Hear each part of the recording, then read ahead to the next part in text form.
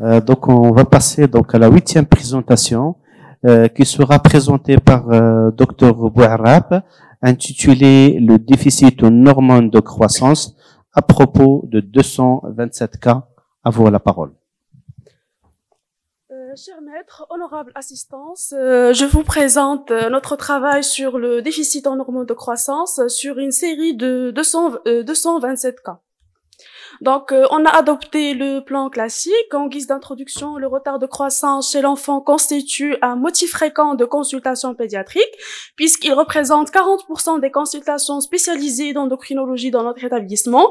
Cependant, le déficit en hormones de croissance représente 10% des étiologies du retard statural de l'enfant. Sa gravité est liée à son étiologie et ses conséquences en l'absence de traitement, d'où l'intérêt d'un dépistage précoce. Donc, les objectifs de notre travail étaient d'étudier les caractéristiques cliniques, biologiques et évolutives du déficit en hormones de croissance à travers une cohorte de 227 enfants suivis dans notre service et de déterminer la prévalence des différentes étiologies du déficit en hormones de croissance chez ces enfants. Pour cela, nous avons réalisé une étude transversale, rétrospective, chez 227 enfants sur une durée de 7 ans à l'hôpital Mère-Enfant Abdelrahim El-Harouchi de Casablanca à l'unité d'endocrinologie pédiatrique.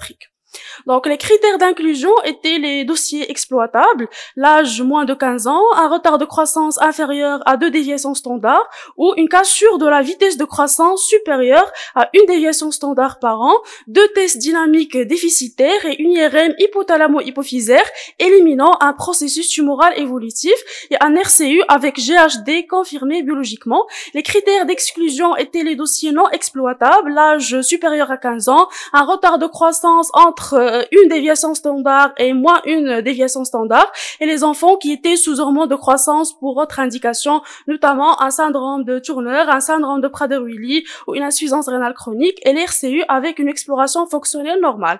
Parmi une population de 2927 enfants consultant pour un retard staturopondéral, 227 enfants présentaient un GHT, soit 7,75%.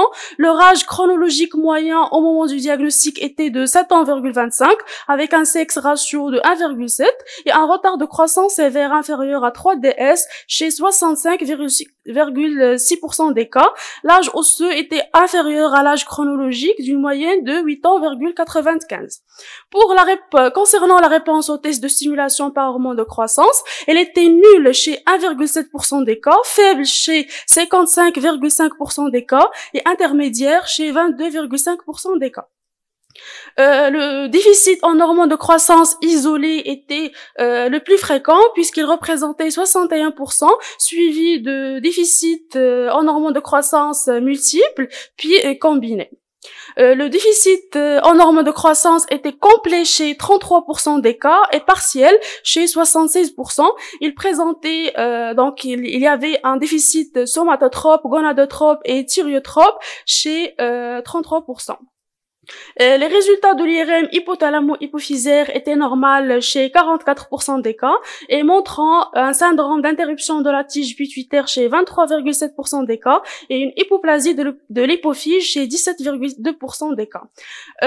Parmi les 138 de cas de GHD isolés, 11 cas avaient un RCU associé, soit 7,9% des cas. Le traitement par hormone de croissance a été démarré chez 175 enfants, soit 77%. L'âge moyen de démarrage était de 7 ans,6 avec une dose journalière entre 0,03 mg kg et 0,045 mg kg. Et pour les cas d'RCU, on a démarré avec une dose entre 0,04 et 0,045 mg kg.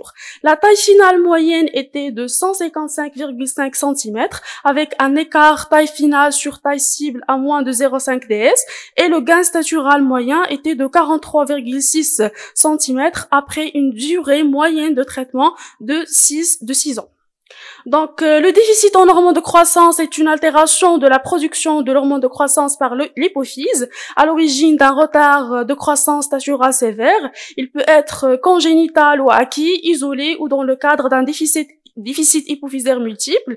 Les formes idiopathiques et secondaires sont les plus fréquentes et les formes génétiques sont rares. La confirmation se fait par le dosage d'IGF-1 associé au test dynamique de stimulation et l'IRM hypothalamo-hypophysaire. Donc, dans notre étude, l'origine idiopathique a représenté 81,5% des cas, ce qui rejoint les données de la littérature. Je vous présente deux études qui rejoignent les données de notre étude. La première est une étude rétrospective réalisée en octobre 2023 au service d'endocrinologie de l'hôpital Charles de Gaulle de Tunis, où le GHD idiopathique a représenté 80% des cas. Et la deuxième est une étude rétrospective réalisée au service d'endocrinologie de CHU Ben Messous d'Algérie, qui a montré que la majorité des patients avaient un GHD idiopathique. Le syndrome d'interruption de la tige hypophysaire est une maladie congénitale rare responsable d'une insuffisance hypophysaire. Dans notre étude, 54 enfants, soit 23,7%, ont présenté cette attente. Plusieurs études ont été réalisées dans ce sens. Donc, je vous présente une étude indienne qui a montré que le syndrome d'interruption de la tige pituitaire a été retrouvé chez 24% des GHD, ce qui est similaire aux résultats que nous avons trouvés. La deuxième, c'est une étude réalisée en mars 2023 dans le service de radiologie de l'hôpital d'enfants Abdelrahim Harouchi sur 8 enfants qui avaient représenté un retard statural et dont l'IRM a révélé un syndrome d'interruption de la tige pituitaire. Donc, le pronostic statural au cours des GHD, il dépend de l'âge du diagnostic, de la précocité du démarrage du traitement, de la durée du traitement avant la puberté et de l'observance du traitement substitutif. Donc, établir un bon diagnostic est essentiel car l'initiation d'un traitement avec la GH peut les aider à atteindre leur taille adulte génétiquement prédisposée. Donc, dans cette étude, les enfants ayant démarré l'hormone de croissance à petit âge et d'une façon régulière ont atteint leur taille cible adulte prédictive, tandis que les enfants qui ont démarré tardivement l'hormone de croissance avec une prise irrégulière ont terminé à une taille au-dessus de la taille adulte prédictive. Donc, le GHD ne représente que 10% des causes du retard de croissance naturelle. Sa gravité est liée à son étiologie et qui peut être secondaire à un processus tumoral engageant le pronostic vital ou fonctionnel, d'où l'intérêt d'un diagnostic précoce. Le retard du diagnostic et le coût du traitement hormonal dans notre pays constituent les principales difficultés rencontrées dans la prise en charge de GHD et je vous remercie pour votre attention.